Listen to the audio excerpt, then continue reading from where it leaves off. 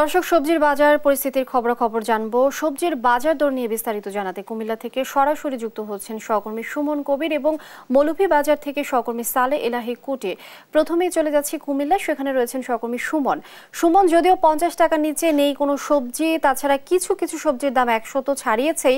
এই অবস্থায় ক্রেতা বিক্রেতারা কি বলছেন আর ক্রেতাদের কতটা ভোগান্তি পোহাতে হচ্ছে, বিস্তারিত জানাবেন।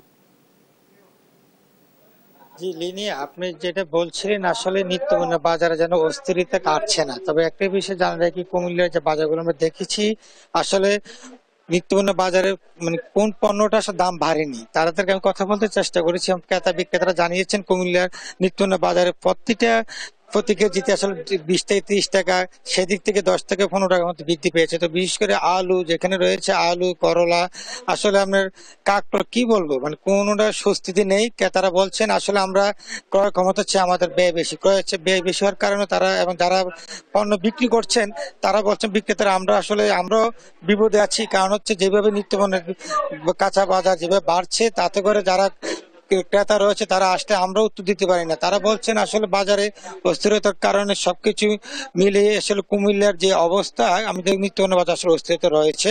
আপনাকে আমি জানি রাখি, কুমিল্লার অস্থিরতার কারণে কুমিল্লা নিত্যপণ্য বাজার আমরা প্রতিটা পণ্য দাম বৃদ্ধি পেয়েছে। সবকিছু মিলিয়ে বলা যায় কুমিল্লা থেকে যে নিত্যপণ্য যে বাজারে অস্থিরতা, সে অস্থিরতা কাটছে না। আমি এখন চলে এসেছি মৌলভীবাজারের আমাদের সালে আলাইয়ের কাছে। সালে আলাই আমরা বিস্তারিত জানাবেন নিত্যপণ্য বাজার নিয়ে।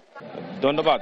আপনি যেমনটি বলছিলেন, মৌলভীবাজারে এই মুহূর্তে আমি আছি এখন সবজির যেটা সবচেয়ে বড় আড়ত, সেখানে আপনাকে একটা বিষয় জানাতে চাই যে মৌলভীবাজারে এই ঘূর্ণিঝড়ের পরবর্তী সময় থেকে মৌলভীবাজারের সবগুলা সবজির দাম, প্রতিটা সবজির দামে 15 থেকে 20 টাকা কেজিতে বৃদ্ধি পেয়েছে।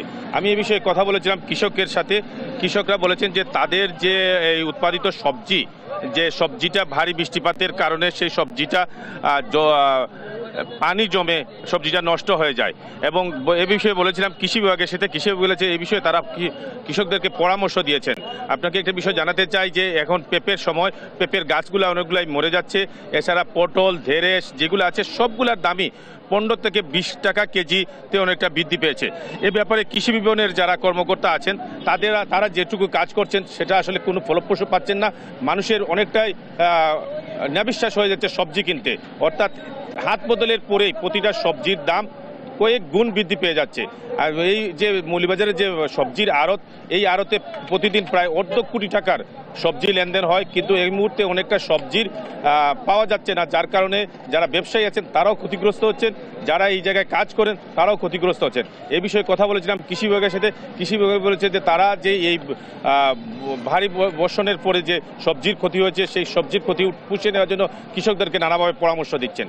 এই ছিল আমার কাছে মৌলভীবাজারের সবজি বাজারের সর্বশেষ তথ্য।